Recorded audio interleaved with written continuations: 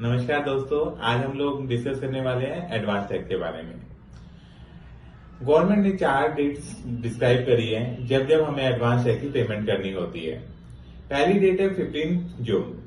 इसमें हमें अपना 15% of total tax advance tax में गवर्नमेंट को पे करना होता है। सेकेंड डेट है 15 सितंबर। इसमें हमें अपनी 45% ऑफ लायबिलिटी हमें गवर्नमेंट को पे करनी होती है as advance tax. Third date है हमारी 15 दिसंबर।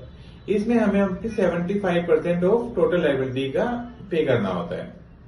लास्ट डेट है हमारा 15 मार्च। इसमें हमें अपनी 100% लायबिलिटी गवर्नमेंट को एडवांस टैक्स के रूप में पे करनी होती है। अगर कोई पर्सन अपनी income as a presumptive income में शो करता है 4480 में, तो उसमें गवर्नमेंट ने हमें एक रियायत दी है। हम अपनी लास्ट 15 मार्च को ही 100% लायबिलिटी पे कर सकते हैं। हमें शुरुआत की 3 वीक्स में टैक्स नहीं पे करना।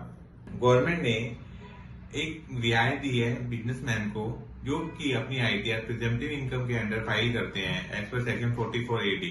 उसमें गवर्नमेंट ने ओनली 15 मार्च को ही बोला है कि आप वन शॉट में 100% टैक्स लायबिलिटी पे कर दीजिए एज एडवांस टैक्स। ये ही same condition business professional person को भी दी गई है जो कि 4480 के अंदर अपनी रिटर्न फाइल करते हैं। अब क्या क्या हमें एग्जेम्पशन मिली हुई है जहां पर हमें एडवांस टैक्स पे नहीं करना। हमें कौन सी कंडीशन के अंदर एडवांस टैक्स पे नहीं करना होता? अगर हमारी टोटल लायबिलिटी 10,000 से कम है तो उस केस में हमें एडवांस टैक्स पे नहीं करना। सेकंड, अगर किसी भी पर्सन की एज 60 से अबव है और उसका बिजनेस नहीं है तो उस केस में भी हमें एडवांस टैक्स पे नहीं करना।